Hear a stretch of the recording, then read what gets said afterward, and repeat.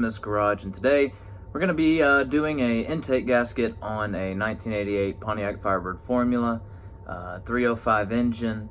So it's a task. It's going to take a little bit of work, but I'm going to show you all the steps through it in detail. I've already started on some of it, so I'm just going to go over what I've already done, show y'all what y'all need to do in the beginning, and then we're going to go from there, guys. So yep, let's go ahead and get into it. Alright guys, well so far here's what we've done. We've taken off our air intake so that you can get to your TFI, because the 88 Firebird formulas came with the TFI. However, if it's a carburetor, it's going to be the same process. You just have to take off a couple more screws at the bottom. You can take these off with the intake manifold, and when you get the intake manifold off, you can just take this off as well. So far we've taken that off, and we've also taken a couple vacuum lines, such as this one right here that went to the bottom of this. You just need to pop this off, and then you also have this that connects to your valve covers, and that goes to the top right there. So to the top of the valve covers. Now, once you remove those, you can go ahead and move on to removing the rest, such as right now you got to get these metal fuel racks off. So this top one right here runs all the way up into the back of this right here, probably the tougher one. Now your bottom fuel rack starts right here, follow it along. It's gonna go into the back on the other side of your TFI, which is right over here. Once you unscrew both of those, you're gonna have to pull those out, and you're just pretty much right now, you're just clearing space out, getting everything out of your way so that you can get to your intake manifold. As you can see, this is gonna have to come off next, which is just 2 bolts. These use about a 13, I believe, to get off. And then here's the other end of them. I usually put a little tick mark, like a T, on the top, and it'd be on the bottom to remember which fuel rack goes which, so you don't get confused once you're putting everything back on. You're also gonna have to take off a couple little sensors like this right here. Gotta take off your sensors, and then this right here is gonna have to move up so that you can get to your other valve covers and stuff, and the valve covers will have to come off as well. A sign that you do have a intake gasket leak would be this right here. It'll bubble at the top.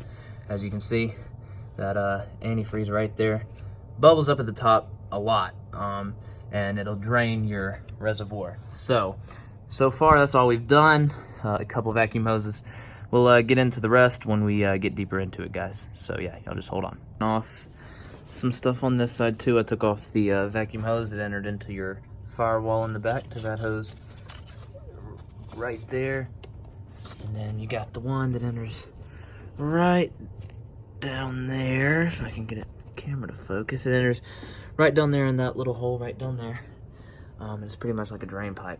So once you get most of that off, you should be doing all right. So you can come to the front. You see you've got a lot of space. Pretty close to being done.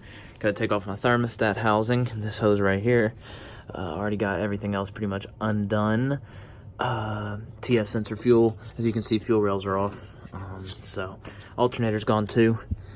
Easy way to do that is to take a socket and put it in this little hole right here. Pull it, loosens up your belt, slip your belt off, and there you go. So just gonna keep up this little this work here. You know, just keep unplugging. We'll check in with y'all when we get back to something that I need to add into the video. Okay guys, so once you get all that off, you get down to where your heads are. You're gonna need to take some form of sandpaper and get all of your old gasket off. Make sure it's real smooth, polished, so that you can set your new one on there. You ended up not having to take off your valve covers for this 305, so yeah, gonna set the new intake in there, which is Edelbrock Aluminum Performer TBI, and we'll see you once we get it mounted back in. Tip, you can use these on a air compressor, and it will grind off the old gasket and won't groove your heads or anything. So good purchase. All right guys, so once you get everything back in, you can see, put all your bolts back in. You need to torque them down to 25 pounds with a torque wrench. 25 is the right torque. And by the way, you might want to replace your EGR valve while you're at it. And then after that, you're going to be putting down your spark plugs, putting them in the right places. I marked mine and took a picture. Pictures and videos always help as you are working along on a project. But just look at how clean that looks. Gotta get aluminum valve covers next. And yeah, so we will pick up the video once we get everything on like that.